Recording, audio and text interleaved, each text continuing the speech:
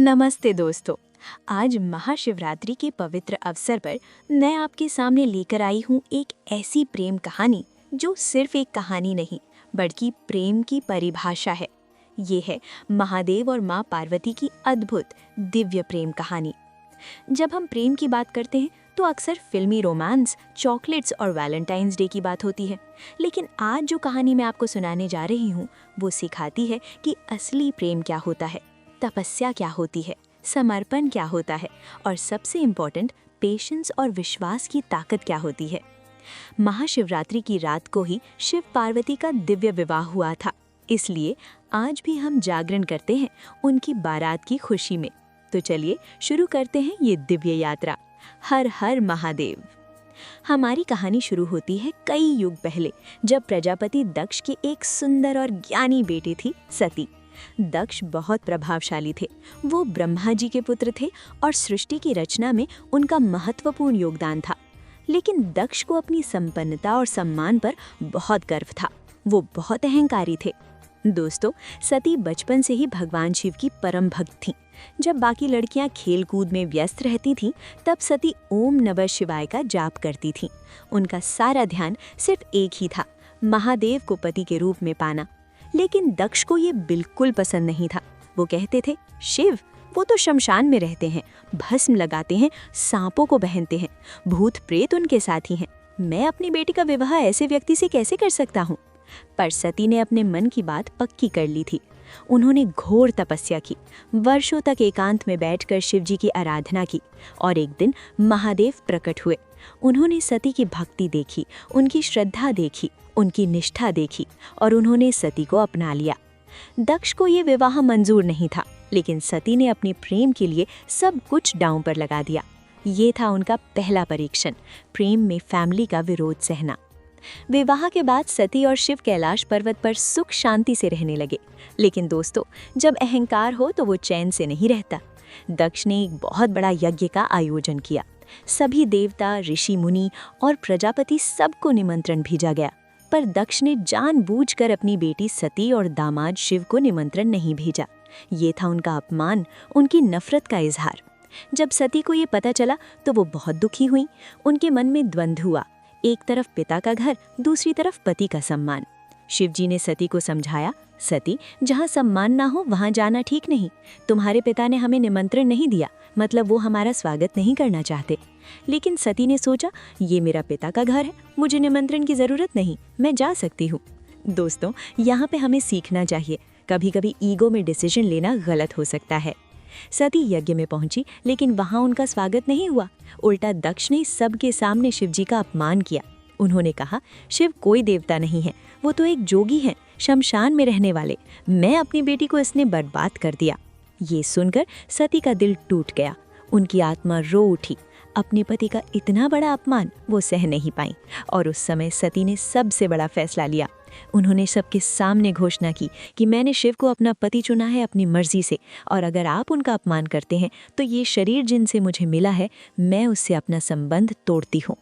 और दोस्तों, सती ने यज्ञ की अग्नि में कूदकर अपनी प्राण त्याग दी। ये था प्रेम का सबसे बड़ा उदाहरण, जहाँ एक पत्नी ने अपने पति के सम्मान के लिए अपनी जान दे दी। जब शिवजी को ये खबर मिली कि सती ने अपनी प्राण त्याग दी, उस दिन कांप उठा था सृष्टि। महादेव का गुस्सा, रुद्र रूप, तांडव। उन्होंने अपने एक जटा से वीरभद्र की रचना की, एक प्रचंड योद्धा जो सीधा दक्ष के यज्ञ में गया और सब कुछ ध्वस्त कर दिया। दक्ष का सर काट दिया गया, यज्ञ बर्बाद हो गया, देवताओं में हाहाकार मच गया। लेकिन दोस्तों, शिवजी का ये गुस्सा अधर्म के खिलाफ था, अहंकार के खिलाफ था।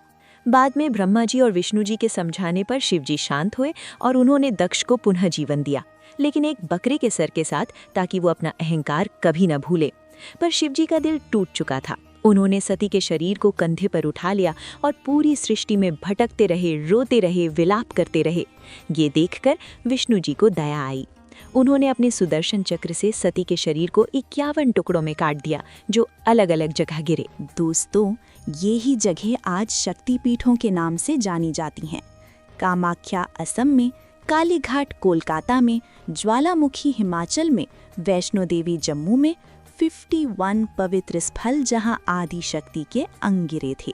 हर शक्ति पीठ पर आज भी भैरव विराजमान हैं, क्योंकि शिव ने प्रतिज्ञा ली थी, मैं सती को कभी नहीं छोड़ूंगा।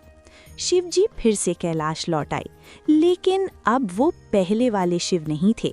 वो एक दुखी, एकांत में रहने वाले, तपस्या में लीन महादेव बन गए। उन्होंने संसार से नाता तोड़ लिया, समाधि में चले गए। कई युग बीत गए, पर शिव जी की समाधि नहीं टूटी। लेकिन दोस्तों, प्रेम कभी मरता नहीं। आत्मा अमर है और सच्चा प्रेम भी अमर है। सती ने पुनर्जन्म लिया, पर्वतराज हिमालय की बेटी के रूप में। उनका नाम रखा गया पार्वती। हिमालय और उनकी पत्नी मैना दोनों बहुत खुश थे अपनी बेटी के जन्म पर।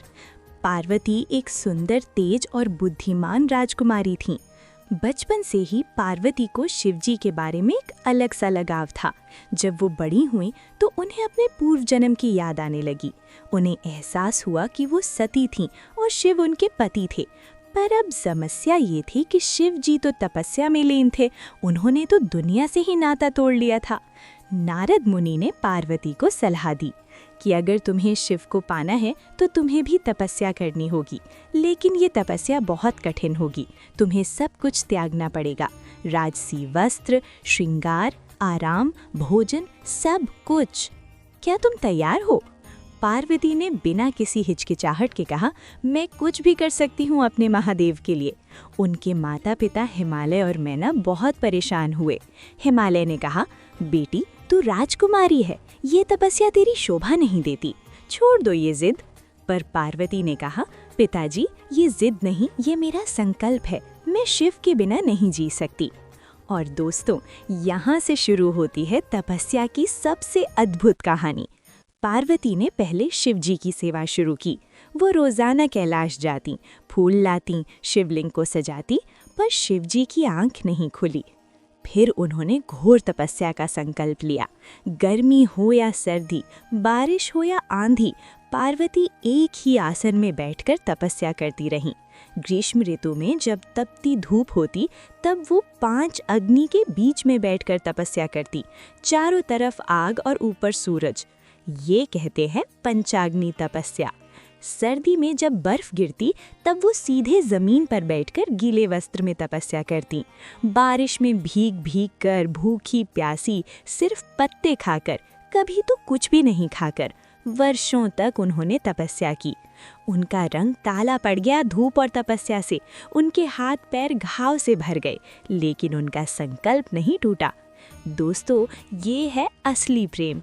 आज के ज़माने में लोग एक मैसेज का रिप्लाई देर से आने पर नाराज़ हो जाते हैं, और पार्वती ने वर्षों तक इंतज़ार किया, लेकिन शिवजी की समाधि तब भी नहीं टूटी। तब देवताओं ने सोचा, अगर शिव पार्वती का मिलन नहीं होगा तो सृष्टि का संतुलन बिगड़ जाएगा, क्योंकि शिव और शक्ति का मिलन ज़रूरी है। देवताओं ने कामदेव को भेजा, प्रेम के देवता को। उन्होंने कहा, कामदेव तुम अपने पुष्प बाण से शिवजी को जगाओ। कामदेव जो प्रेम के देवता थे, अपनी पत्नी रति के साथ कैलाश पहुँचे। उनके पास था पुष्प बाण, फूलों से बना हुआ एक दिव्य अस्त्र जो किसी के भी मन में प्रेम जगा सकता था। कामदेव ने सोचा, मैं तो प्रेम का देवता हूँ, मेरे बाण से सब प्रेम में पड़ जाते हैं, शिव जी भी जरूर पार्वती की तरफ आकर्षित होंगे। बसंत ऋतु का मौसम था, चारों तरफ फूल खिले थे, मधुर हवाएं चल रही थीं, परफेक्ट रोमांटिक एटमॉस्फेयर। कामदेव ने अपना पुष्प बाण साधा, निशाना बनाया शिव जी पर और बाण चला दिया, और उस क्षण शिव जी की समाधि टूटी। पर वो प्रेम से नहीं, गुस्से से जागे। उन्होंने अपनी तीसरी आंख खोली और एक पल में कामदेव भस्म हो गए, राख बन गए। ये देखकर सब डर गए। रति कामदेव की पत्नी रो पड़ी, देवता घबरा गए, पार्वती भी घबरा गईं। लेकिन दोस्तों, कामदेव की ये बलि व्यर्थ नहीं गई। उनकी वजह से शिवजी की समाधि तो टूटी। बाद में पार्वती की प्रार्थना पर शिवजी ने कामदेव को बॉडीलेस फॉर्म में पुनः जीवन दिया। इसलिए कामदेव को अनंग भी कहा जाता है, बिना अंग के, बिना शरीर के। पर अब शिवजी जाग गए थे और उन्होंने पार्वती की तपस्या देखी। उन्होंने उनका समर्पण देखा और उन्हें सती की याद आई। लेकिन महादेव ने सोचा, ये सच में मुझसे प्रेम करती है या सिर्फ मेरी शक्ति चाहती है? मैं इसे परीक्षण में डालूंगा, क्योंकि प्रेम सिर्फ चेहरा देखकर नहीं होता, प्रेम आत्मा का मिलन होता है। सबसे पहले शिवजी ने सप्त ऋषियों को भेजा, 7 महाज्ञानी ऋषि। वो पार्वती के पास आए और बोले, राजकुमारी पार्वती, तुम इतनी सुंदर हो, इतनी तेज हो, तुम्हें कोई भी उत्तम वर मिल सकता है। इंद्र के पुत्र, सूर्य के पुत्र या कोई भी देवता, तुम्हारा भविष्य उज्जवल है। पर ये शिव, वो तो सन्यासी हैं, तुम्हारा क्या होगा उनके साथ? कोई घर नहीं, कोई संपत्ति नहीं, कोई वैभव नहीं। पर पार्वती ने शांति से जवाब दिया, महामुनि, मैं वैभव नहीं, विवेक चाहती हूँ। मैं संपत्ति नहीं, सत्य चाहती हूँ। शिव ही मेरे लिए सब कुछ है। सप्तऋषि हैरान हो गए। उन्होंने शिवजी को बताया, महादेव, ये लड़की असाधारण है। फिर शिवजी ने प्रकृति को आदेश दिया। एकदम से मौसम बदल गया। भयानक आंधी आई, बारिश शुरू हो गई, बिजली कड़कने लगी, ठंड इतनी बढ़ गई कि पानी जमने लगा। सब सोचते थे कि पार्वती अब हार मान जाएगी और वापस अपने महल चली जाएगी, पर पार्वती वहां से टली तक नहीं। वो उसी जगह बैठी रही, थरथराती हुई, पर अपना ध्यान नहीं तोड़ा। तीसरा परीक्षण, वृद्ध ब्राह्मण का टेस्ट। तब शिवजी ने खुद एक वृद्ध ब्राह्मण का रूप धार लिया और पार्वती के पास आए।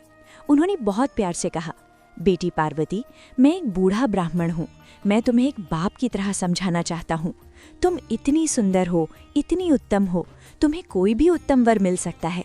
ये शिव तो शमशान में रहते हैं, सांपों को पहनते हैं, भस्म लगाते हैं, भूत प्रेत उनके साथी हैं, एक हाथ में त्रिशूल, एक हाथ में डमरू। कैसा जीवन होगा तुम्हारा उनके साथ?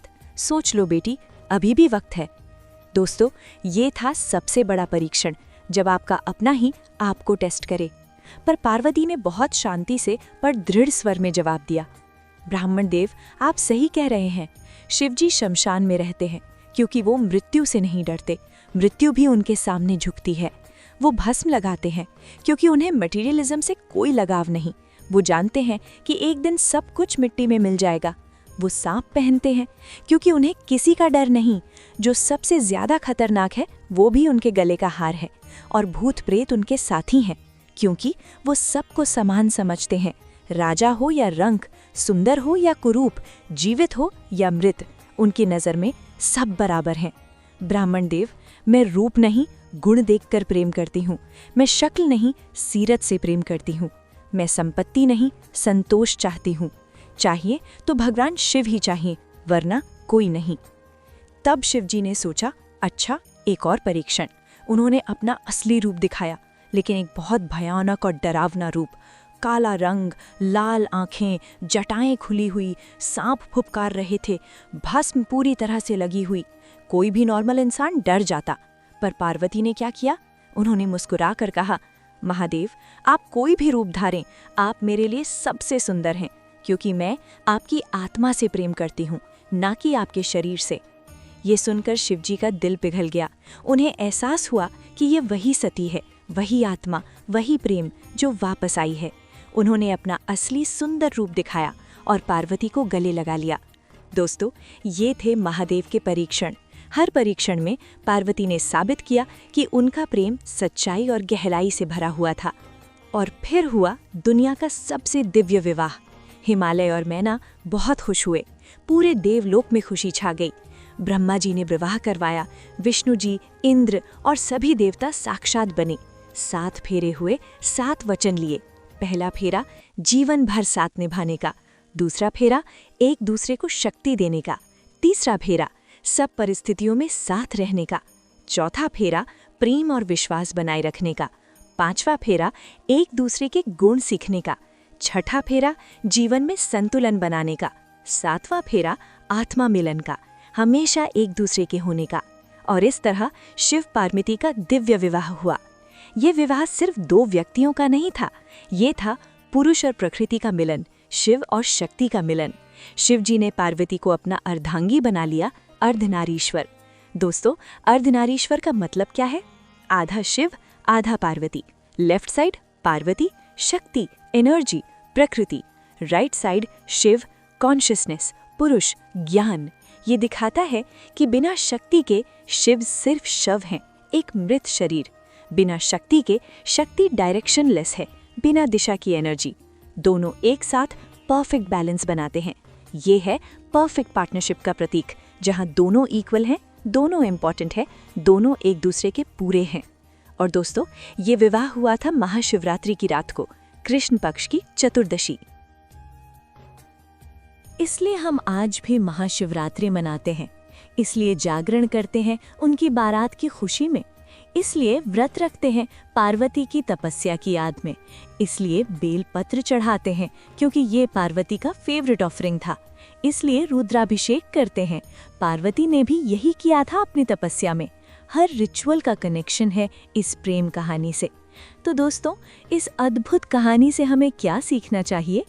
पहला, सच्चा प्रेम में पेशेंस होता है। पार्वती ने वर्षों इंतजार किया, आजकल लोग थोड़े टाइम में ही हार मान लेते हैं। दूसरा, सच्चा प्रेम में तपस्या होती है, मुश्किलों का सामना करना पड़ता है, इजी रास्ते से असली प्रेम नहीं मिलता।